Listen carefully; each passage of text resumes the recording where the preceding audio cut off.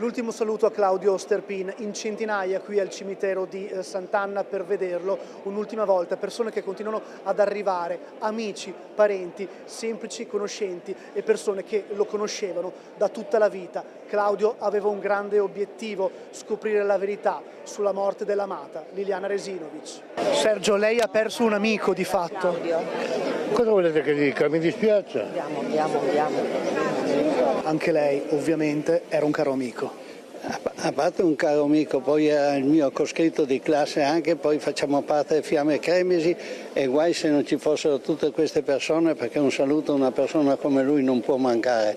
Perciò io sarò qui a fare il picchetto per lui e accompagnarlo fino all'ultima strada, che lui ne ha fatte tante, perciò siamo con lui col cuore sempre. Ci sono tanti ricordi, è difficile sceglierne uno, ma se dovesse pensare a cosa ricorda di più di Claudio, una caratteristica particolare, un episodio?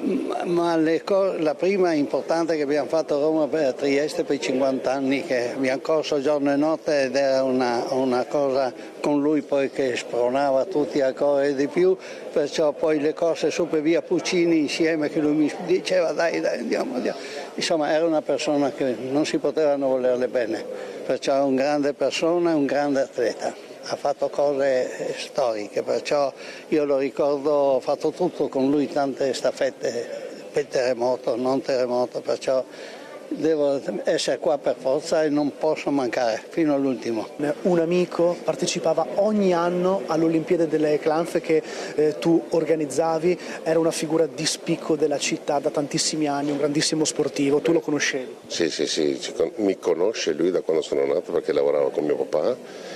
Era socio dell'associazione Spitz, ha partecipato alle Olimpiadi delle Clanfe, all'Arrampicata Santa sempre, ma al di là di questo un esempio per tutti, sportivi e non, in città, un uomo dritto, onesto, integerrimo, divertente anche quando esagerava con i ricordi, le memorie delle sue grandi imprese. È uno che insomma, è arrivato 3 volte alla Parigi con Mare, alla fine ha portato record, lustro e onore alla città di Trieste, ci mancherà tanto.